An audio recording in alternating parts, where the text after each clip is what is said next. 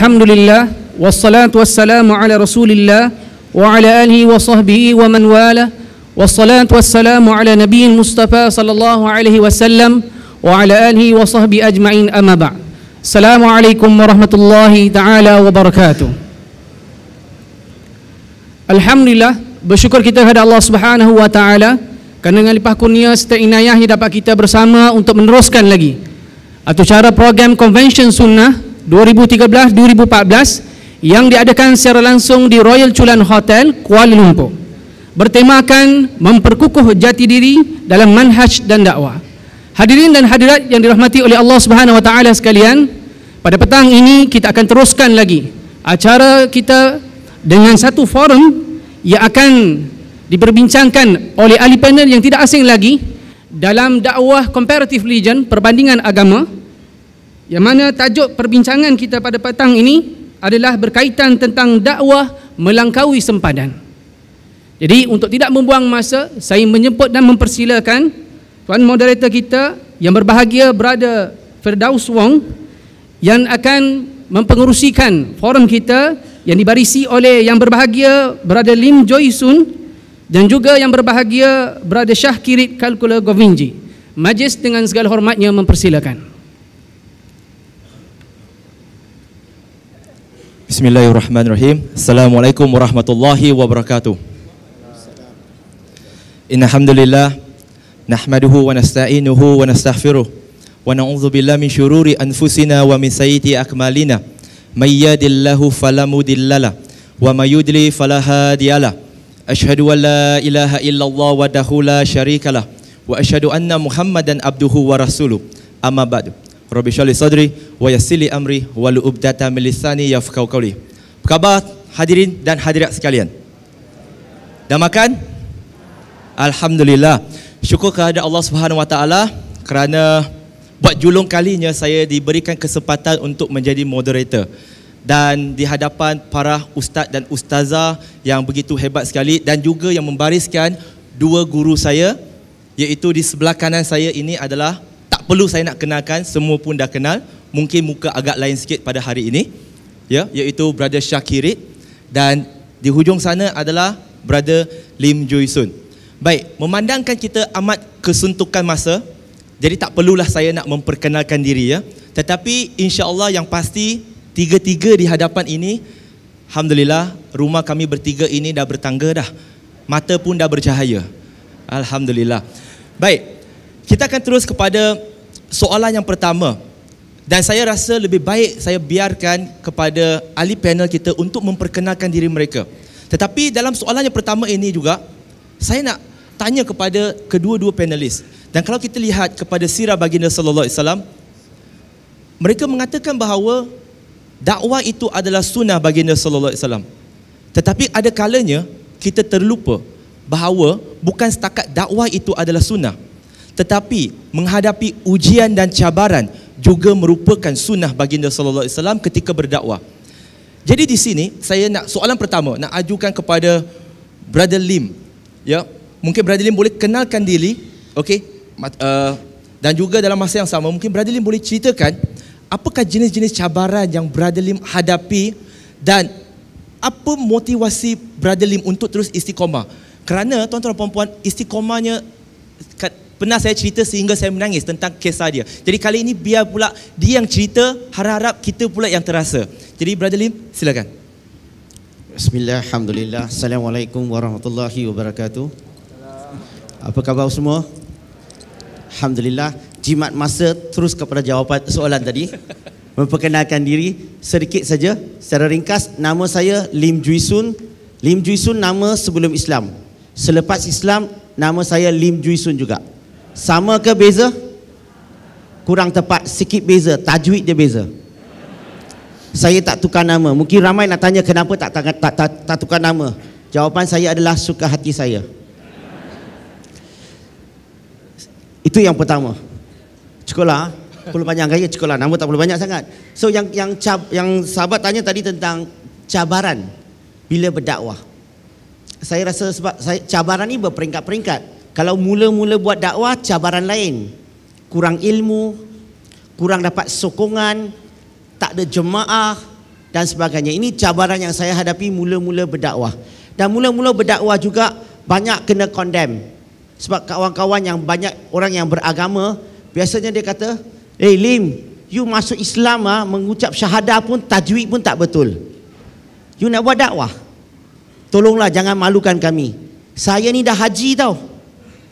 Rumah saya buku agama begitu banyak. Saya pun tak nak dakwah. Kamu nak dakwah? Tolong sikit, jangan malukan kami. Inilah saya kena. Dan cabaran-cabaran yang saya hadapi adalah juga bila berdakwah, bila bawa orang kepada Islam, macam-macam cabaran yang saya hadapi daripada jabatan agama. Tempat-tempat yang orang yang nak masuk Islam. Apa yang berlaku bila orang nak masuk Islam, seringkali kita dapat kena masalah. Dapat macam-macam masalah daripada mereka. Macam contohlah, bila saya nak masuk Islam, contoh diri saya. Bila nak masuk Islam, pergi jabatan agama, bila berdaftar, kami beritahu dia, tolong jangan cari saya. Tolong jangan datang rumah, jangan datang office. Bila kita kata jangan datang tu, dia punya faham adalah kena datang. Dan 2-3 minggu selepas masuk Islam, dia datang ke office, tanya kepada pekerja saya, ini Lim ni betul-betul nak masuk Islam ke main-main? Dan staf saya telefon keluarga saya, ada pegawai jabatan agama Islam datang ke office, dia cakap Lim sudah masuk Islam, betulkah? Bila balik rumah, big problem. Ini cabaran lagi. So cabaran-cabaran yang berperingkat-peringkat. Satu lagi adalah cabaran yang saya hadapi adalah saya rasa bila berdakwah ni, mesti ada segelintir orang dia suka datang, bukan datang nak belajar atau nak dengar, lebih kepada datang cari kelemahan kita dan cari peluang untuk hantam. Memang sering kali ada. Dan bila kita mula masuk Islam, kefahaman kita Islam cetek. So bila kita sampai kami ikut apa yang kita tahu. Tapi apa berlaku? Bila cakap terutamanya isu fiqh, orang suka labelkan kita. Dulu-dulu saya masuk Islam belajar di sekolah pondok, belajar di Perkim, belajar di jabatan agama. Saya cakap apa yang saya tahu. Bila cakap sesuatu yang tak betul, Wahabi, Salafi. So inilah sebahagian cabaran-cabaran yang saya hadapi. Apa pula motivasi Brother Lim? Motivasi untuk istiqomah tu? Nah, bila saya baca sirah, saya baca contoh-contoh sahabat-sahabat yang mereka berdakwah semasa di Mekah, mereka kena amalkan Islam sembunyi-sembunyi. Mereka amalkan Islam bila kadang-kadang mereka kena tangkap, mereka kena pukul, mereka kena dera, mereka dipenjarakan, macam-macam cabaran. Mereka berdakwah menghadapi cabaran yang begitu besar. Mereka kena pergi perang. Kita di Malaysia berdakwah bila aircon, komplain lagi. So bagi saya, apa yang saya rasa saya lakukan memang tak cukup. Saya rasa saya tak cukup banding dengan para sahabat. So inilah motivasi saya. Wallahu alam. Alhamdulillah. Sebenarnya ada setengah perkara yang Brother Lim tak cerita, tapi mungkin saya nak kongsikan dengan tuan-tuan dan puan-puan. Yang membuatkan saya dulu, bila saya menceritakan di hadapan khalayak ramai, yang membuatkan saya menangis ialah bila saya cerita tentang Brother Lim dulu, beberapa tahun dahulu, dia pernah koma. Dia pernah koma selama 16 jam. Dan setelah 16 jam, dia sedar. Perkara pertama yang dia buat ialah apa? Kalau kita, perkara pertama yang kita buat bila sedar, kita akan kata berapa lama kena rehat di hospital. Tapi Brother Lim bukan. Dia bangkit saja, dia sedar sahaja daripada koma, dia terus minta, doktor bagi saya keluar, saya nak discharge sekarang. Doktor kata tak boleh. Dia kata saya tak peduli. Orang dah book saya untuk ceramah di Melaka, saya kena pergi ceramah. Baru bangun koma, nak pergi ceramah. Kita yang macam mana? Tak koma ke? Tak koma pun tak buat kan? Begini, sekarang pula kepada Brother Shah. Lebih kurang soalan yang sama. Brother Shah pula cabaran dia pula hebat. Kalau kita tahu bahawa Brother Shah dulu pernah juga diugut bunuh, rumahnya pernah dikepung. Dan saya difahamkan baru-baru ini pingat PJK Brother Shah ditarik balik. Kenapa? Jadi Brother Shah tolong ceritakan, kenalkan diri, cabaran Brother Shah dan kenapa pingat PJK kena tarik balik dan apa motivasi untuk istiqomah. Silakan Brother Shah. Alhamdulillah. Assalamualaikum warahmatullahi wabarakatuh. Apa khabar semua? Apa khabar iman dan takwa? InsyaAllah. Alhamdulillah. Baiklah, terima kasih di atas persoalan tadi tentang cabaran dan juga motivasi dalam kekal dalam dakwah dan sebagainya. Sebenarnya apabila kita memilih jalan Islam, masuk Islam, memeluk agama Islam, pilih saja Islam, hidup kita sudah dipenuhi dengan cabaran. Dan kemudian bila kita memilih nak berdakwah di jalan Allah SWT, maka cabaran ini akan bertambah dan bertambah. Kalau kita nak jadi seorang pendakwah, kita kena biasa berhadapan dengan cabaran. Kalau tak berani hadapi cabaran, lupakan impian jadi pendakwah. Kalau takut rumah dibuai oleh ombak, maka jangan bina rumah kaca di tepi pantai. Betul kan? Setuju? Okey, ini cara ringkas saja di antara cabaran. Bila memeluk agama Islam dulu, saya nak masuk Islam dulu, nak kahwin. Cakap direct nak kahwin perempuan Melayu. Siapa bilang gadis Melayu tidak menawan? Tentang lelaki Melayu, no comment. Sebab lagu belum ada lagi. Tetapi yang buat saya masuk Islam tu kerana saya yakin dengan ajaran agama Islam, dua perkara. Perkara pertama adalah konsep ketuhanan dalam Islam. Seperti mana terdapat dalam suratul Al-Ikhlas, surah nombor 112 ayat 1 hingga 4. Kul huwallahu ahad sehingga hujung surah tadi. Itu yang pertama. Perkara kedua, meyakinkan saya Islam agama benar adalah ayat-ayat sains yang terdapat di dalam Al-Quran. Ini masa tu belum masuk Islam lagi ya.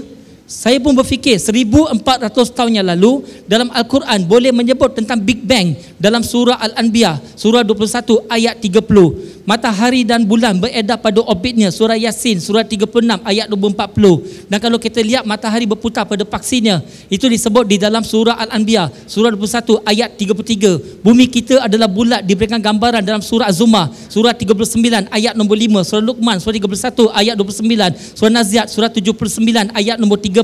Kalau kita lihat cap jari kita tak sama, surah Qiyamah, surah 75 ayat 4 dan sebagai contoh ya, ataupun embriologi, surah Mukminun, surah 23 ayat 14. Saya berfikir Al-Quran ini tak mungkin Nabi Muhammad yang mengarang, tak mungkin seorang Nabi yang hidup 1400 tahun yang lalu sallallahu alaihi wasallam boleh menulis Al-Quran seperti ini. Tak mungkin.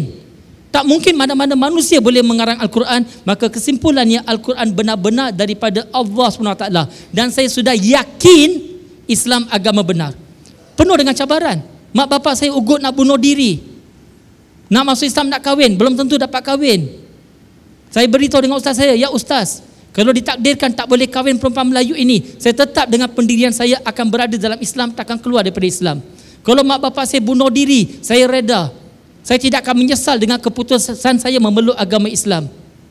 Kalau 100 kali saya kena buat pilihan antara mak bapak dengan Islam, saya akan pilih Islam. Sebagai anak akan rasa sedih, tetapi tidak menyesal dengan keputusan memeluk agama Islam. Bila kita cinta Allah dan Rasul lebih dari segala-galanya tanpa ada bandingan, itu permulaan kita rasa kemanisan iman. Ini secara ringkas. Kemudian bila kita berdakwah, cabaran-cabaran yang saya hadapi biasanya datang daripada orang Islam sendiri, bukan daripada non-Muslim. Dan yang dapat cabaran ini pun, maaf cakap ya, cakap terus terang, tak apa ke? Boleh ke? Tak apa ke? Sebab masyarakat kita nak cakap sesuatu kena berlapik. Kadang-kadang terlalu banyak berlapik, mesej tak sampai. Kadang-kadang orang tak faham bagian mesej, dia faham bagian lapik. Sebab lapik tebal gila. Yang saya hadapi cabaran kadang-kadang datang daripada golongan ustaz sendiri. Bukan semua ustaz begitu, jangan salah faham ya. Segelintir pengalaman saya. Ada dalam satu forum, tengah forum ada dua ustaz lain bersama dengan saya dituduh munafik oleh ustaz yang sama-sama forum. Dia tuduh saya munafik. Dan saya jadi takut. Dan saya takut kalau benar-benar saya munafik. Sebab munafik lebih teruk daripada kafir. Tapi bila bertanya dengan sahabat-sahabat lain dan sebagainya, mereka kata jangan risau Brother Shah, apa yang anda cakap tadi adalah betul, tidak ada masalah. Alhamdulillah. Pernah saya dapat surat daripada Jabatan Agama untuk buat program di masjid. Bawa surat itu pada tarikh yang ditetapkan untuk buat program, untuk mengajar masyarakat sekeliling cara-cara nak berdakwah. Sampai-sampai Tuan Imam tidak beri kerjasama. Dia kata, oh tak boleh, bagi macam-macam alasan. Walaupun ada surat daripada Jabatan Agama. Dan saya dapat tahu kemudian itu, imam itu tak boleh terima bagaimana seorang mu'alaf, saya disebut sebagai mu'alaf, okay, nak mengajar orang Melayu.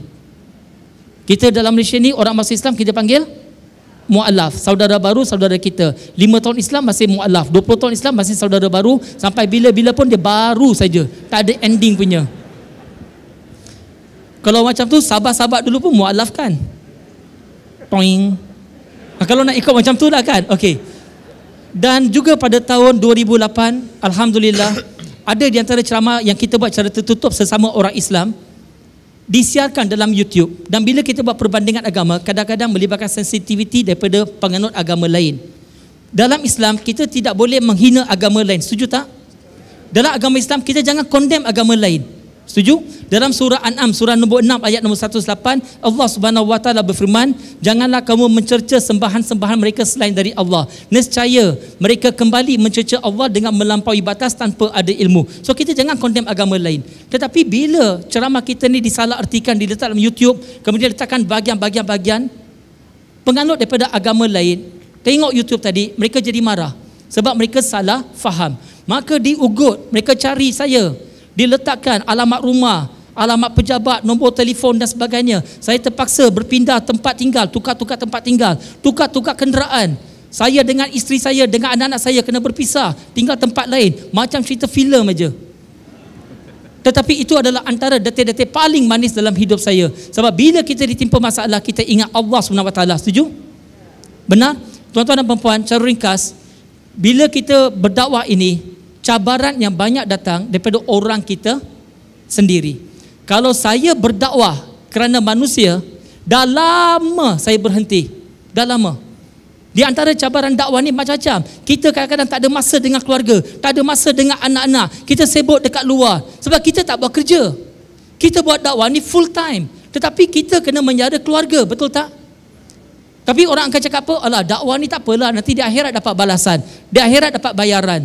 Habis itu saya nak menjara keluarga saya, pergi kedai cakap apa? Bayar akhirat nanti. So kita kena kerja kuat. Bukan saya tak nak bersama keluarga, bukan tak nak bersama dengan anak dan sebagainya. Tetapi ini adalah antara cabaran.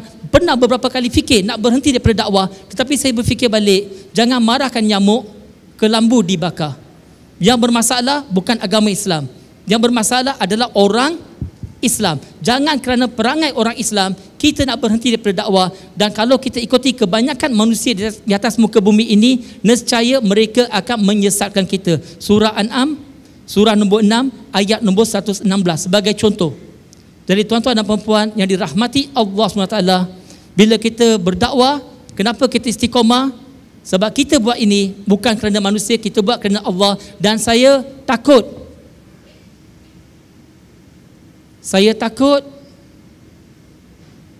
di akhirat Allah akan soal saya, Syakirin, aku telah bagi kau hidayah, kau sudah pun Islam, kenapa Islam yang ada pada kamu ini kamu tidak kongsi dengan orang lain? Kalau Allah SWT tanya saya soalan ini di akhirat, apa saya nak jawab? Dan apa yang saya buat ini pun adalah sangat-sangat sedikit. Banyak lagi yang perlu saya buat sebenarnya. Dan tentang pingat PJK yang dipulangkan, betul tu.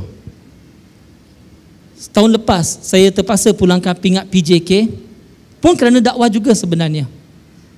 Sebab sebelum itu saya ada pingat PJK perut jalan ke depan. Setiap kali kalau buat ceramah, buat program di gereja, di tokong, cerita tentang Islam, setiap kali cerita pasal Islam, saya akan rasa malu dengan diri saya, dengan perut saya ke hadapan. Sebab kita di sana bukan mewakili Syakirin, kita mewakili agama Islam. Dan imej kita sebagai Islam dengan perut ke depan, itu bukan imej Islam. Macam mana nak buat? Tetapi Alhamdulillah, dengan terapi Aedes, saya dapat menguruskan badan saya. Pernah dengar terapi Aedes? Saya kena demam denggi, 5 hari tak makan, susul badan sikit, jadi motivasi terus berdiet sampai sekarang. Boleh dikatakan hampir tak makan nasi langsung setahun lebih, kecuali atas paras awan saja dalam flight. Alhamdulillah. Ini secara ringkas, insya-Allah. Terima kasih. Baik, kita dapat lihat daripada penjelasan Brother Shah, sunnah dalam berdakwah bukan setakat kena ujian, cabaran, ditoma dan sebagainya. Tetapi sunnah dalam berdakwah ini ialah dia kena melalui peringkat. Dan saya sedang melaluinya.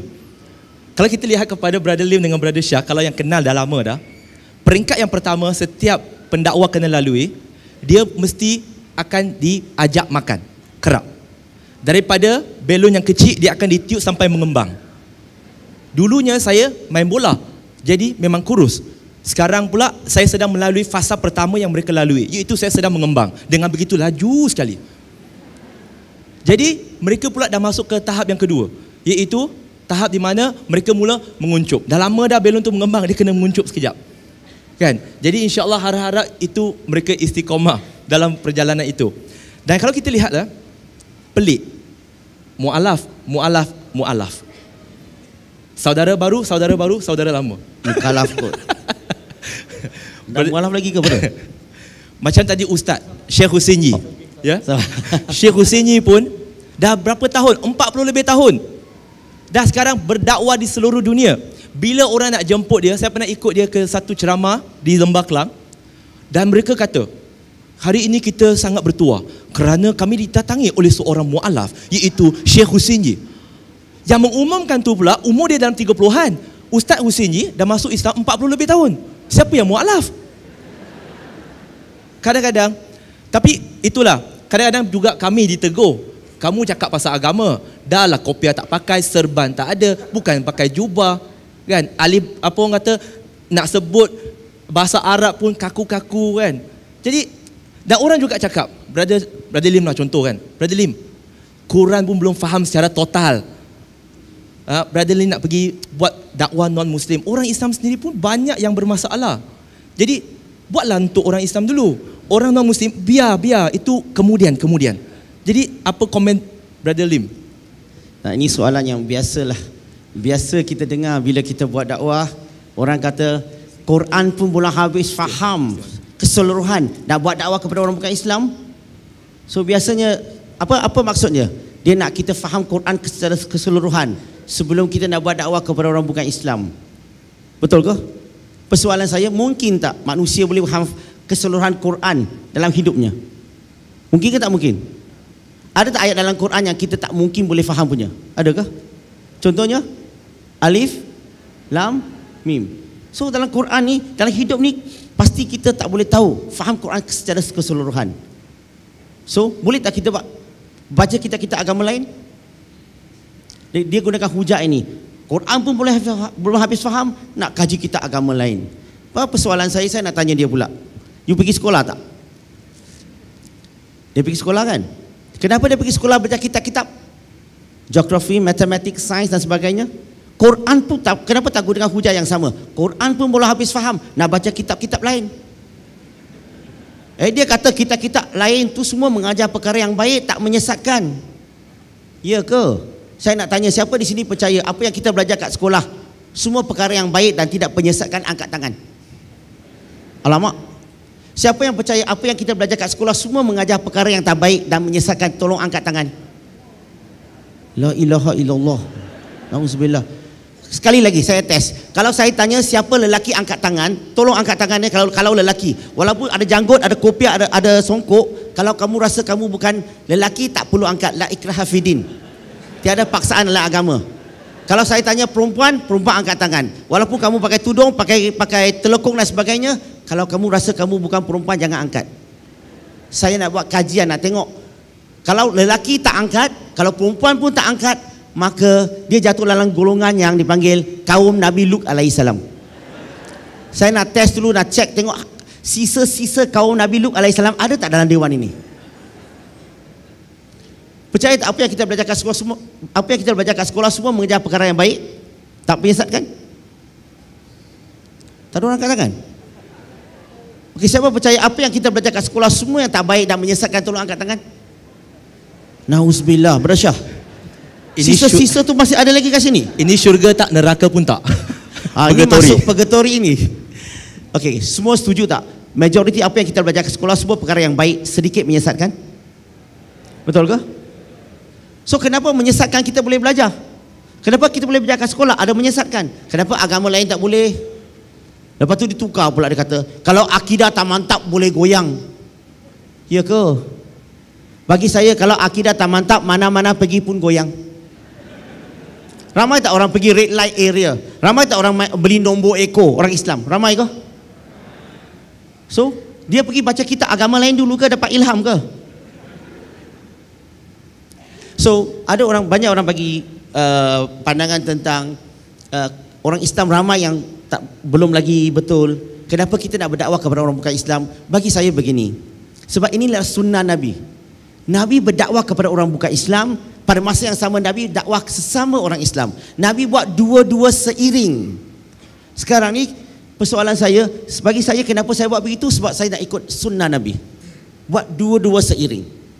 Dan bagi saya, kalau seseorang tu sayang Nabi, dia akan ikut Nabi. Setuju tak? Saya bagi muslimin muslimat di sini pilih tiga. Ada pilihan tiga pilihan.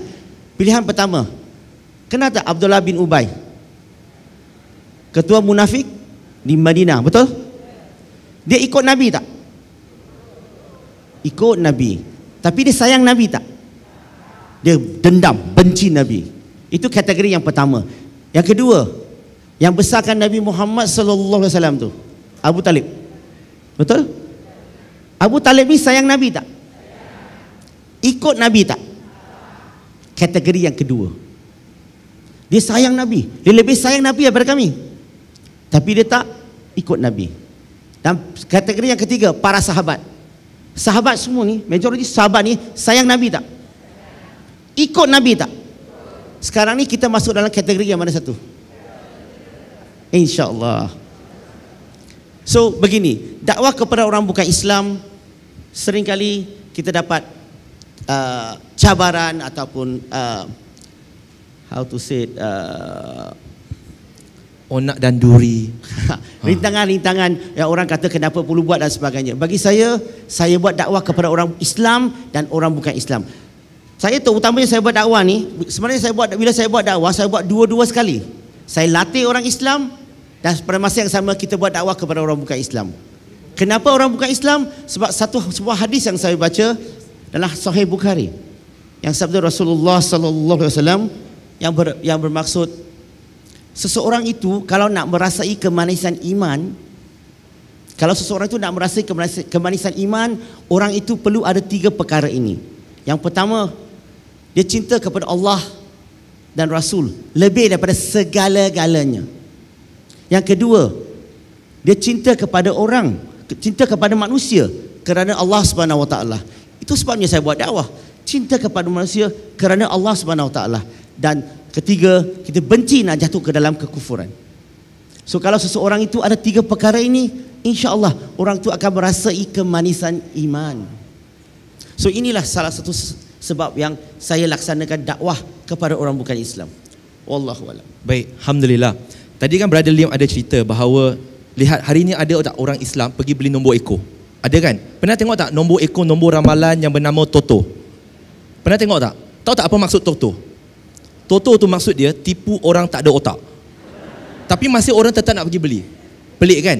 Jadi sekarang soalan yang sama kepada Brother Shah.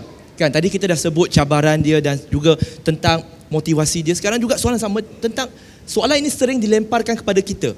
Kan? Orang Islam sendiri memang tak baik. Jadi bagaimana Brother Shah mengatasi dan sebab kenapa Brother Shah tetap nak teruskan kepada dakwah non-Muslim? Baiklah, terima kasih di atas pertanyaan tadi Saudara Firdaus Wong. Tentang persoalan, kita ambil konteks kita di Malaysia. Orang Islam ni sendiri pun ramai yang tak betul. Jadi kenapa nak sibuk-sibuk berdakwah kepada yang bukan Islam? Patutnya kita betulkan orang Islam dulu. Bila orang Islam semuanya baik, automatik non-Muslim pun akan masuk Islam. Sound familiar? Atau dalam versi saintifiknya, dia sebut begini, takkanlah kera di hutan kita nak susukan, anak di rumah mati kebuluran. Itu istilah saintifiknya. Faham ke? Okey, jawapan saya kepada mereka ialah kalau kita nak tunggu semua orang Islam jadi baik-baik belaka baru nak dakwah kepada non-Muslim, masa itu akan tiba atau tidak? Tak ada. Yang keduanya, di zaman Nabi Muhammad sallallahu alaihi wasallam, setuju tak Nabi sebaik-baik teladan? Setuju? Ke ada orang lain lebih baik? Rasulullah sallallahu alaihi wasallam sebaik-baik contoh bagi kita, setuju ya? Okey, di zaman Rasulullah ada tak sahabat-sahabat orang Islam yang melakukan maksiat? Ada ke tak ada? Ada. Ada tak sahabat yang berzina? Ada tak sahabat yang minum arak? Ada. Apa Nabi cakap? Nabi kata kita stop, jangan dakwah pada non-Muslim dulu, kita hanya tumpu kepada orang Islam saja. Begitu ke? Tak. Nabi buat apa? Dua-dua. Setuju? Itu yang pertama. Yang kedua, kita sebagai orang Islam hari ini, kita mengaku Al-Quran dari Allah SWT. Al-Quran adalah wahyu bimbingan kepada kita. Al-Quran ditujukan pada siapa? Hanya untuk orang Islam saja, betul tak? Semua manusia. Tepat. Surat Baqarah surah nombor 2 ayat 185, Allah Subhanahu wa taala berfirman yang bermaksud Ramadan adalah bulan di mana Al-Quran diturunkan, diwahyukan sebagai bimbingan untuk semua manusia. Apa erti semua manusia? Untuk orang Islam dan untuk orang bukan Islam. Kita orang Islam, kita membaca Al-Quran, ayat-ayat Al-Quran sampai kepada kita. Bagaimana ayat-ayat Al-Quran nak sampai kepada yang bukan Islam? Tugas siapa menyampaikan ayat-ayat Al-Quran kepada yang bukan Islam? Tugas siapa? Orang Islam ataupun malaikat? Orang Islam. Siapa dia orang Islam hari ini? Jangan sebut kita, bahaya. Bila sebut kita, sikap kita ialah kalau saya tak buat, adalah orang lain yang buat. Siapa dia orang Islam hari ini? Saya. Siapa? Saya. Ambil jari, tunjuk. Siapa orang Islam hari ini? Saya. Aku. Siapa orang Islam? Saya. Tugas siapa menyampaikan mesej Al-Quran kepada non-Muslim? Tugas saya. Ada tak saya buat? Jangan sebut tak ada, sebut belum lagi. Sebab bunyi belum lagi, kejap lagi, habis aja program ni kita terus pergi buat. Itu bunyi dia belum lagi. Kita mengaku kita umat Nabi Muhammad sallallahu alaihi wasallam. Betul? Kita mengaku kita cinta Rasulullah, betul?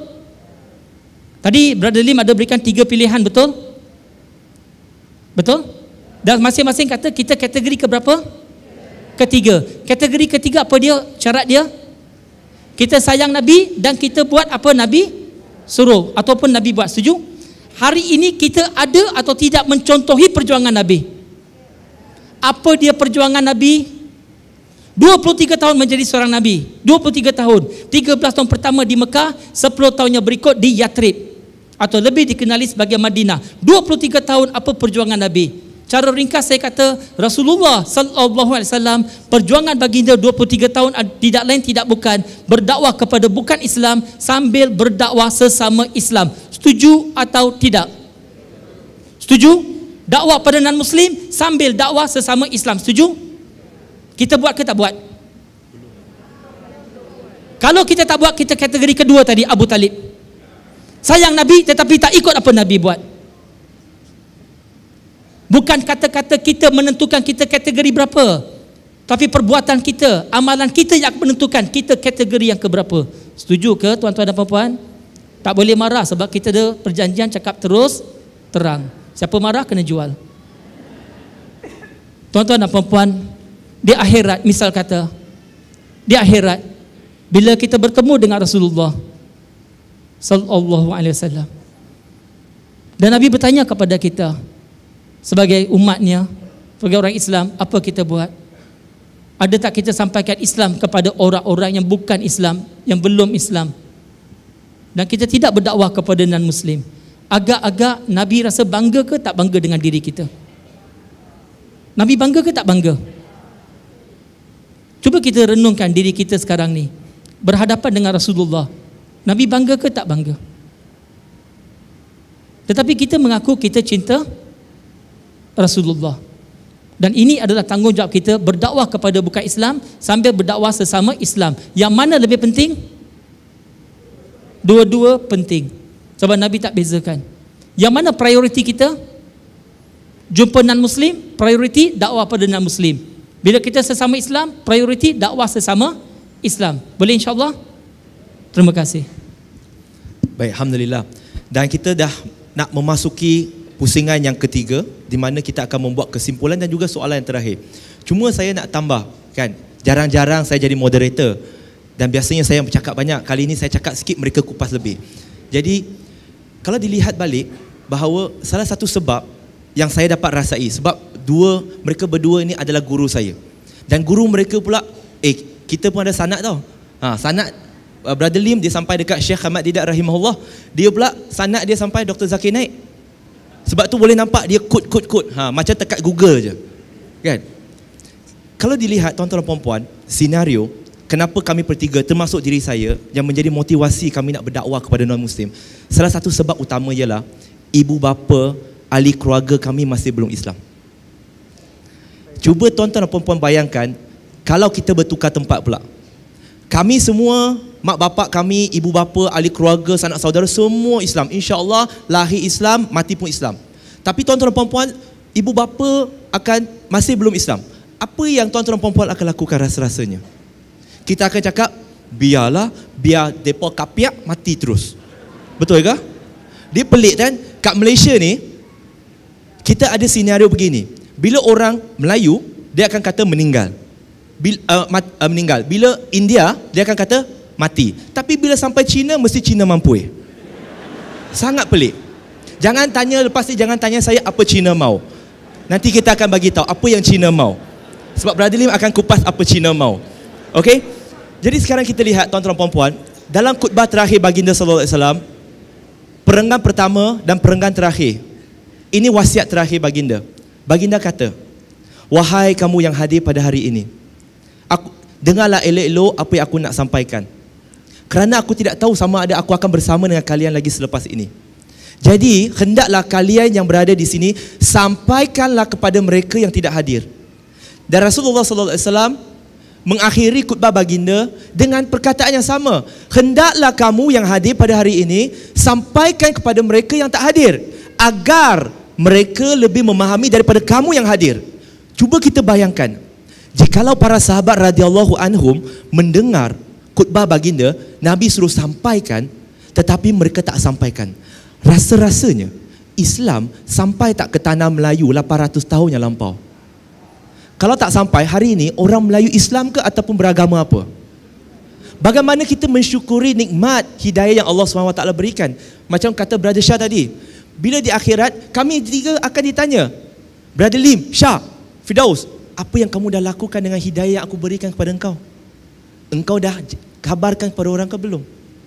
Jadi sekarang, Brother Lim, okay, soalan terakhir dan kesimpulan terus. Saya percaya muslimin dan muslimat yang dirahmati oleh Allah Subhanahu Wa Taala semua nak buat dakwah, betul tak? Macam tak nak buat, baru cakap. Bila tanya ni tak ada. Tak apalah, kita buat kesimpulan. Betul tak tuan-tuan dan puan-puan di sini memang selama ini memang ada niat nak buat dakwah? Ya ataupun tidak? Beginilah selamat kata ikut sunnah. Jangan pula kena punah. Okey? Begini.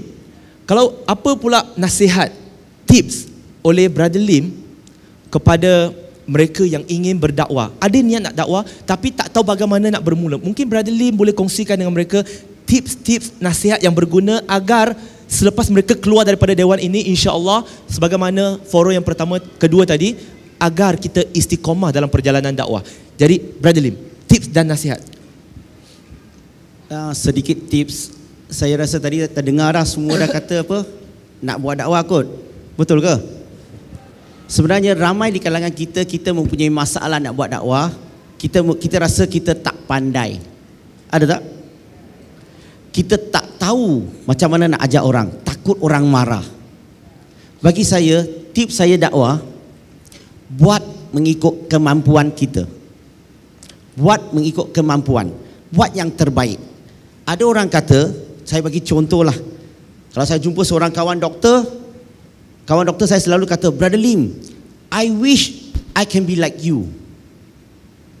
To go and do dakwah, pergi buat dakwah macam kamu, sini bagi ceramah, sana pergi buat ceramah, pergi ajak orang bukan Islam kepada Islam. I wish I can be like you. Dia kata. Saya cakap dengan dia, I wish I can be like you too. Kenapa?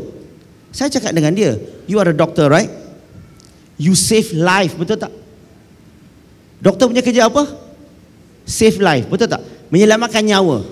Bukankah dalam Quran sebut, kalau kamu bunuh seseorang, seolah-olah kamu bunuh semua manusia di muka bumi ini, dan kamu menyelamatkan seseorang, seolah-olah kamu bunuh semua manusia, seolah kamu selamatkan semua. Kalau bunuh, ulang sekali lagi. Kalau kamu bunuh seseorang, seolah-olah kamu bunuh semua manusia di muka bumi ini.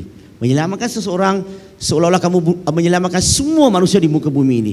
Dan kamu dah menyelamatkan begitu ramai orang. I wish I can be like you. Sebenarnya dakwah ni tak semestinya semua orang mau buat perbandingan agama. Dakwah ni kita buat mengikut kemampuan, keadaan kita. Kalau kita suri rumah, apa kita buat? Kita baik dengan jiran, baik dengan orang-orang yang sekeliling. Kita boleh buat dakwah sebagai seorang isteri. Kita boleh buat dakwah. Kalau kita seorang cikgu, kita boleh berdakwah sebagai seorang cikgu. Macam mana dakwah sebagai seorang cikgu? Jadi cikgu yang baik. Bukan saja baik tapi mau betul. Masuk kerja awal, balik kerja lambat. Biasanya kita masuk kerja macam mana? Lambat, balik awal. So kita boleh berdakwah melalui akhlak kita. Tunjuk akhlak yang apa? Akhlak yang baik, yang rajin, yang amanah, yang jujur, yang sentiasa ambil berat terhadap murid. Kalau kita buat begitu, orang nampak Islam melalui diri kita. Orang nampak kita, nampak Islam. Bukan nampak kita, nampak syaitan. Dan satu tips lagi, kalau kita nak berdakwah kepada orang bukan Islam, saya rasa satu perkara yang amat penting adalah kita kena belajar macam mana nak berkawan dengan orang bukan Islam. Kalau orang bukan Islam, dia tak rasa selesa nak berkawan dengan kita, maka susahlah kita nak berdakwah. Betul ke tak betul? Ada tak kawan bukan Islam yang kita rapat? Ramai ke tak ramai? Kalau kita nak berdakwah, kita kena berkawan. Sebab bila dah rapat, barulah boleh bincang macam-macam. Kalau tak rapat, kadang-kadang susah nak bincang. Contoh, kalau saya baru kenal muslimin-muslimat di sini, adakah muslimin-muslimat akan terangkan kepada saya apa yang berlaku masalah dalam rumah? No. Sebab kita baru kenal. Tapi kalau kita dah rapat, kemungkinan kamu akan terangkan tentang masalah yang kamu ada. Mungkin minta pandangan. Betul ke? Sama juga kalau nak berdakwah. One of the main important thing is how to be friend. The moment you can be friend, you can be close, people can see Islam from you. So kita boleh buat dakwah bil hal. Tak ada macam-macam cara lagi kita boleh berdakwah. Kita boleh buat dakwah bil mal. Kita boleh buat dakwah cara kebajikan. Kita boleh buat program pergi ziarah, pergi cari orang-orang yang miskin, kita bagi bantuan. Itu dakwah. Kita boleh buat dakwah bil kitab. Kita boleh cetak kitab-kitab, buku-buku yang simple tapi cantik, yang kualiti tinggi, kita edarkan ke setiap rumah orang bukan Islam. Itu kita boleh berdakwah. So inilah sebahagian tips-tips yang kita boleh gunakan. Ada masa lagi? Masanya sudah time. Masa time. Okey, kalau itu saja setakat ini. Wallahu alam. Okey, bagaimana pula dengan Brother Shah? Okey, terima kasih. Kerana masa sudah time, saya ringkaskan saja insya-Allah. Okey, bila kita sebut tentang tips-tips nak berdakwah ni, pada saya, yang pertama sekali, yang paling penting, ia bermula dengan niat. Niat tu kena ada. Kenapa kita nak berdakwah? Dan kenapa nak berdakwah pun kena tahu juga. Dan kita berdakwah ni bukan nak tunjukkan kita hebat, orang lain tak pandai, kita betul, dia salah. Bukan begitu. Niat kita dalam kita berdakwah, kita nak berkongsi apa yang kita tahu dengan fikiran yang terbuka. Boleh jadi, kita pun boleh belajar sesuatu daripada dia. Dan kita niat dulu, kemudian berdoa kepada Allah SWT. Sebab tanpa izin Allah SWT, kita tak dapat lakukan sesuatu apa pun. Kemudian kita buat perancangan dan sebagainya, usahakan yang terbaik dan tawakal kepada Allah SWT. Dan bila kita berdakwah kepada non-Muslim contohnya, tugas sebagai pendakwah bukan kita convert orang lain masuk Islam. No. Kita tak boleh convert orang lain masuk Islam, tak dapat. Dalam surah Al-Baqarah surah nombor 2 ayat nombor 272, Allah SWT berfirman yang bermaksud bukan kamu bertanggungjawab untuk beri hidayah. Hidayah dari Allah SWT. Kita tak boleh convert orang lain. Yang boleh convert hati seseorang hanya Allah. Tugas kita menyampaikan penerangan Islam sebaik mungkin dengan harapan dia memeluk agama Islam. Itu yang pertama. Yang kedua, bila kita nak berdakwah, ikut kemampuan kita masing-masing. Dan bila kita berdakwah, sedikit-sedikit, lama-lama jadi bukit. Dan yang ketiganya, bila kita nak berdakwah, jangan cakap apa yang kita nak cakap. Dan jangan cakap apa yang dia nak dengar. Cakap apa yang dia perlu. Boleh faham ke? Kadang-kadang kita sebagai pendakwah, penceramah, kita cakap apa kita nak cakap. Dia lama-lama jadi SS. Syok sendiri. Ataupun kita cakap apa dia nak dengar. So kita jadi pengampu, kaki bodek. Patutnya kita cakap apa yang dia perlukan. Dan seterusnya ialah bila kita memancing, kita guna umpan. Umpan yang kita guna adalah umpan yang ikan suka makan. Betul tak? Umpan apa kita guna? Cacing. Kita suka tak makan cacing? Tak. Kenapa guna cacing? Ikan suka. Sebab itulah saya berpakaian begini. Sebab dalam dakwah kita nak mendekati yang Jauh. Kalau kita buat program sesama kita, orang datang masjid, orang datang surau, itu dah okey dah. Kalau saya pakai serban, pakai kopiah, pakai jubah, tak salah ya, pakai kopiah, pakai jubah, pakai serban, tak salah. Tapi kalau saya pakai begitu, jumpa dengan marempit, jumpa dengan bosya, apa yang berlaku? Baru nampak bayang-bayang, zoom, dia dah hilang. Tapi bila kita berpakaian begini, dia pun rasa lebih selesa. Boleh ya? Dan kesimpulan akhirnya, sunnah Nabi yang paling besar, apa dia? Apa dia sunnah Nabi yang paling besar? Nabi diutus tidak lain tidak bukan adalah untuk berdakwah kepada bukan Islam sambil berdakwah sesama Islam. Setuju tak? Sunnah Nabi paling utama ialah dakwah. Setuju ke tak setuju? Perlukah kita ikut Quran dan sunnah? Perlu ke tak perlu kita ikut sunnah Nabi? Kenapa slow sangat bunyi? Ke saya salah tempat, salah convention? Perlu ke tak perlu kita ikut sunnah Nabi? Dan sunnah Nabi paling utama kita utamakan atau sunnah yang kecil kita utamakan? Sunnah besar yang utama kita utamakan. Sekian, terima kasih. Wa akhiru da'wana alhamdulillahirabbil alamin. Assalamualaikum warahmatullahi wabarakatuh. Baik. Ini pula tips daripada moderator. Sebab saya dah nampak MC di situ. Tips saya adalah mereka sebenarnya lagi banyak tips. Jadi apa yang saya sarankan ialah hadirilah kursus perbandingan agama yang dianjurkan oleh Brother Lim, iaitu Interactive Dawah Training, dan juga Friendly Comparative Religion oleh Brother Shah. Kalau tidak pun, jemputlah mereka berdua dan pasukan-pasukan mereka untuk pergi melatih NGO-NGO yang kita ketuai itu. Dan saya ingin sudahi dengan satu cerita pendek saja, boleh ya? Dia kalau saya dah duduk, saya yang pegang mic, insya-Allah boleh lah kan? Baik, ceritanya begini. Dikatakan, saya akan mula dengan cerita ini tapi saya akan akhiri dengan bahasa Inggeris ya. Dikatakan bahawa di sebelah kedai, contoh ini Brother Shah, dia buka kedai cuka. Cuka dalam bahasa Inggeris dipanggil apa? Vinegar. Alhamdulillah. Saya pula buka candy shop yang jual gula-gula. 6 bulan berturutan, bisnes saya teruk. Akhirnya saya menutup bisnes saya. Dan selepas saya tutup bisnes, saya pergi tanya kat Brother Shah. Shah, you know, I am selling candy that tastes very good, smell very good. But yet you are selling vinegar that tastes very bad, smell very bad. But your business are better than mine. Why? Brother Shah tak jawab lah, dia guna pendinding ke, tak pelaris, tak ada. Brother Shah dia jawab, you know what? I am selling vinegar that smell very bad, tastes very bad with a candy face. But you are selling candy that tastes very good, smell very good with a vinegar face. Kesimpulannya tuan-tuan dan puan-puan, Islam merupakan produk yang terbaik, tetapi kita tidak mempunyai salesman yang terbaik. Jadi tugas kita adalah untuk memperbaiki diri. Dan saya akhiri dengan, don't tell people that we are Muslim, show to them we are Muslim. Sebagaimana tadi kata Ustaz Rashid, iaitu dakwah bilhal, akhlak kita. Dan saya serahkan balik kepada MC. Dan saya sudahi dengan subhanaka wa bihamdika asyhadu an la ilaha illa anta astaghfiruka wa atubu ilaik. Assalamualaikum warahmatullahi wabarakatuh. Waalaikumsalam warahmatullahi taala wabarakatuh. Terima kasih saya ucapkan kepada rakan kita Brother Firdaus Wong di atas kelolaan untuk forum sebentar tadi. Jadi untuk meneruskan majlis kita, insya-Allah saya mempersilakan dan menjemput saudara Azman Merikan, Timbalan Presiden 1 Pertubuhan Kebajikan Al-Qaim Malaysia, sambil diiringi oleh Ustaz Abu Hafiz Salehuddin untuk menyampaikan hadiah cenderahati kepada moderator dan juga ahli panel.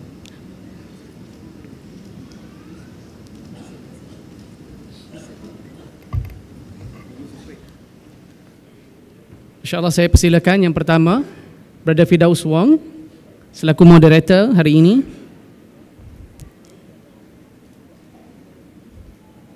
Seterusnya Brother Syahkirin.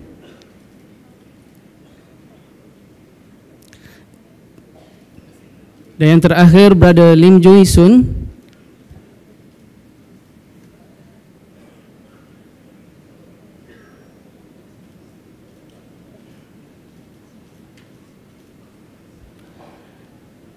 Majlis merakamkan ribuan terima kasih kepada saudara Azman Merikan dan juga Ustaz Abu Hafiz di atas kesediaan untuk menyampaikan hadiah kepada moderator dan juga ahli panel.